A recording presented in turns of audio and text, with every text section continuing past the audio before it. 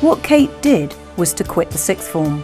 She'd already gained 10 O-levels, and to move into her own flat in her brother's house in Lewisham. She took voice training lessons and dance classes with legendary mime artist Lindsay Kemp, who'd also taught David Bowie. During 1977, she sang with her brother Paddy in the KT Bush Band at the Rose of Lee pub in Lewisham, singing rock and roll standards alongside a smattering of her own compositions, while her mother prepared sausage sandwiches for the audience. Yet throughout this glorious period of liberation and self-discovery, there was also a feeling that EMI were dragging their heels somewhat. They seemed in no hurry to get a return on their investment, and Dave Gilmour in particular was worried that they were losing interest in her. Once again, he took matters into his own hands, and in the summer of 1977 paid for Kate to go into Air Studios with Andrew Powell once again, this time to record a full-blown debut album.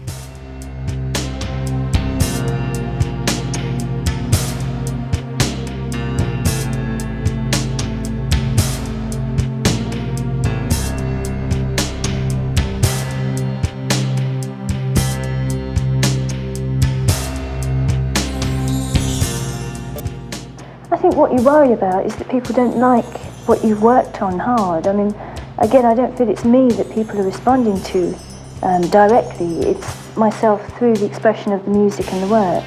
And I can't tell you how rewarding it is for people to have received this so warmly.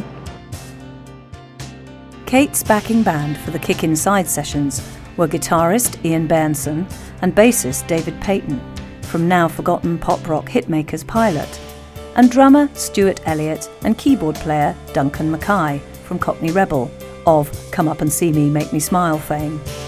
Seasoned professionals in their late 20s, they were immediately impressed by the quality and complexity of Kate's songwriting and her obvious charisma and originality as an artist. Her friendliness and lack of pretension also bonded the musicians to her. The album opens with the eerie cry of distant wolves before the first track, Moving, introduces us to those soon-to-be familiar tumbling piano runs, unearthly voice, and dreamlike, sensual pre-Raphaelite lyrics. Saxophone Song is one of two recordings retained from Dave Gilmour's original 1975 demos, while Strange Phenomena is surely the first pop song to celebrate menstruation with the line, "Every girl knows about the punctual blues." But it's also a song about coincidence, premonition, female intuition, and the mysterious powers behind the scenes that seem to guide our fates. Kite is all dreams of flight and escape, followed by panic at how to get back down, neatly predicting Kate's own career trajectory to a quasi-reggae rhythm. The sweeping orchestral "The Man with the Child in His Eyes" is another holdover from the Gilmour sessions, and side one closes with Wuthering Heights, an eccentric, orchestral English rock classic of the 70s, alongside Bohemian Rhapsody and Space Oddity. It was largely responsible for Kate's early mad hippie witch image, and the subject at the time of almost as much parody and ridicule as praise. Although based on Emily Bronte's classic novel of doomed romance and proto-Gothic melodrama, Kate later admitted that she'd actually never read the book itself, writing the song after seeing a snatch of the film adaptation on television one full moonlit night. EMI originally refused to release it as a single, and Kate had only got her way after bursting into tears in Bob Mercer's office. EMI had conceded, thinking that none of the songs on the album were likely to be hits anyway, so it didn't really matter which one they stuck out. A year later, after the single had been at number 1 for 4 weeks, Mercer bought Kate a £7,000 Steinway piano to apologise. Side 2 opens with the guitar and organ-led rock of James and the Cold Gun, adopting a macho idiom to attack male aggression and deadening escapism, although it's also a heartfelt plea to a good friend to leave the army and come back home. The frankly sexual Feel It returns to the feminine perspective, with Kate alone at the piano in what she's admitted is essentially a masturbatory fantasy, musically flowing through climactic peaks and sensuous glides, her voice all naturally orgasmic gasps, squeals and sighs. Ode to Be in Love is a dream of capturing the moment of first falling in love and never losing it, living forever in the glorious eternal swoon of the present. L'amour looks something like you is yet another soft-focus romantic fantasy, all black lace and boudoirs and that feeling of sticky love inside. Them Heavy People is a tribute to all the teachers in Kate's life who rolled the ball to her and inspired her to reach her full potential. The Earth Mother feminism of Room for Life celebrates the strength of the female, attributing it to possession of a womb and the ability to live for two. Finally, the album's title track is a suicide note, steeped in Greek mythology, from a woman made pregnant by her own brother. The Kick Inside is a profoundly female album, and perhaps the first in rock history.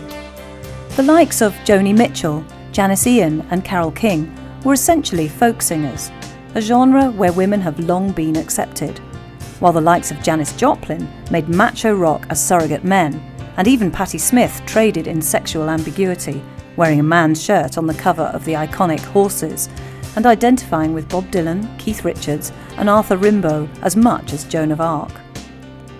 Kate Bush was the first to take rock's blatant phallic thrust and turn it inside out. Taking her cue from the feminised male performers of the early 70s glam scene, Bowie, Brian Ferry, Elton John, she created a womb-led form of rock that would be massively influential in the decades to come.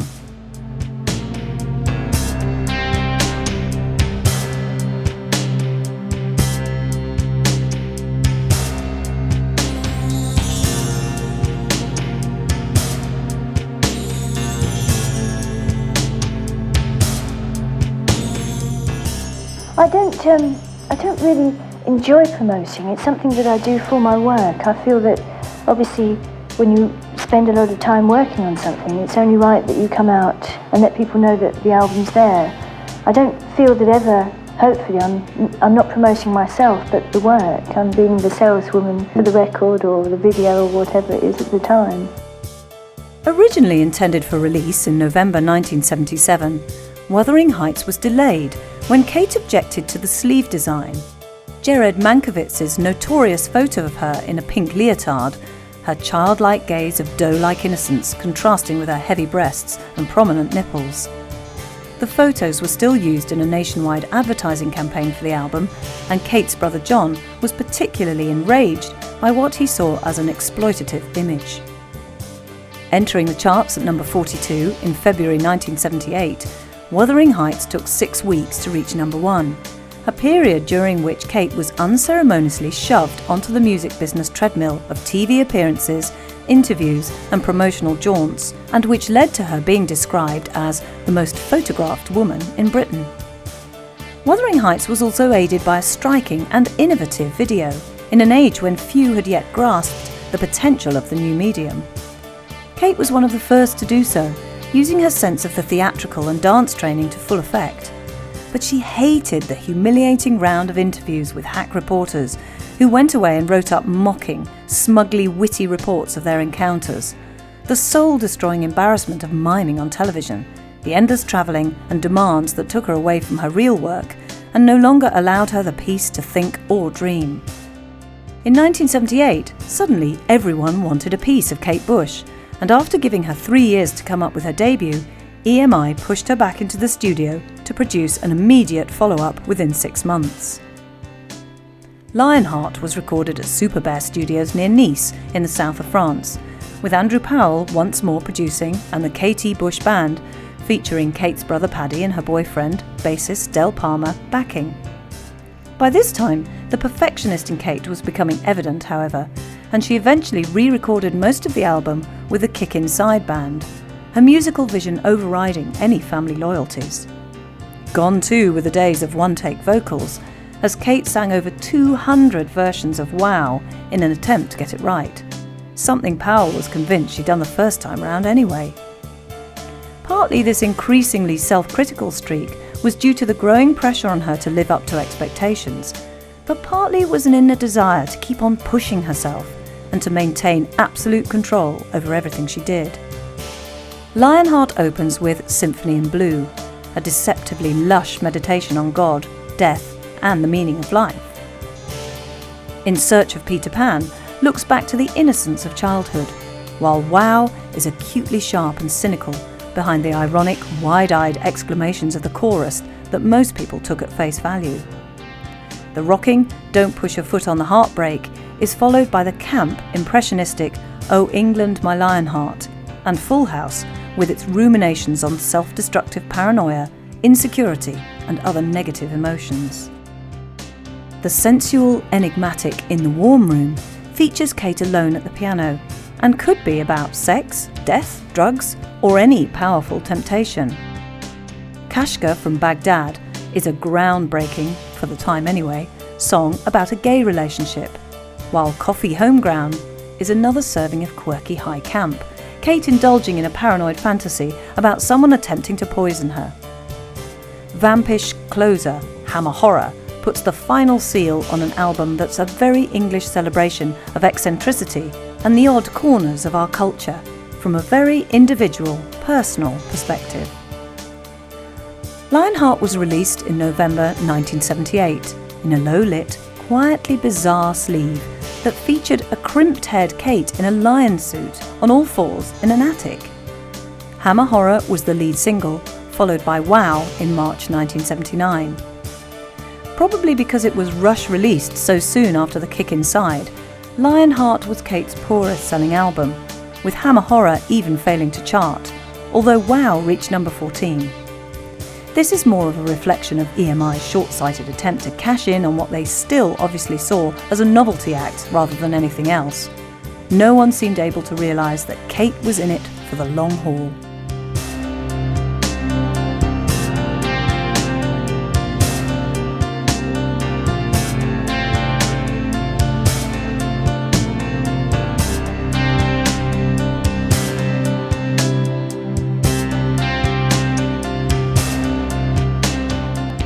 I don't know what it was influenced by. I think it was the very strong desire in me that had started when I first started working at the piano, that this was what I wanted to do. I didn't want to go to university. I didn't want to be in a job where I couldn't be creative. Obviously my parents were very concerned. I was leaving school, going into something that was completely insecure, and I think really they had a tremendous amount of faith in me, in that they wanted me to be happy. 1979 for Kate was dominated by her one and only live tour, appropriately titled The Tour of Life. She spent 3 whole months preparing for the 29-date tour, training like an Olympic athlete in grueling 14 hours a day rehearsals. But she was determined that her live show would give her audience something special. Like David Bowie before her, she was committed to giving her songs a full theatrical interpretation, revealing the depths of imagery and fantasy hinted at within. Kate also admitted that the presentation was so theatrical partly to enable her to overcome her legendary shyness. By playing a role, hiding behind costumes, makeup, and carefully planned dance moves, she could face an audience without ever truly revealing herself. Accordingly, the shows were choreographed by Anthony Van Laast of the London Contemporary Dance Company, and featured Kate utilising her mime and dance skills to the full, as well as pioneering the use of the neck harness radio microphone, which enabled her to keep singing while moving and dancing around the stage, a device later to become standard issue for singer-dancers such as Madonna. The 29-date British and European tour was marred, however, by the tragic death of the tour's lighting director, Bill Duffield, who fell from the lighting rig after the opening show at the Poole Arts Centre. It concluded with 3 nights at the London's Hammersmith Odeon in May 1979, the first of which was a benefit show for Bill Duffield's family, and which also featured Steve Harley and Peter Gabriel. The second night's performance was released on video and on a 4-song EP. The latter, issued in September 1979, featured live versions of Them Heavy People, Don't Push Your Foot on the Heartbreak, James and the Cold Gun, and L'Amour Looks Something Like You, and reached number 10 in the singles charts. But despite glowing reviews and sold-out houses, the tour proved to be an exhausting and debilitating experience for Kate, mentally, physically and emotionally. And at the tour's end, she vowed that she would never put herself through something like that again.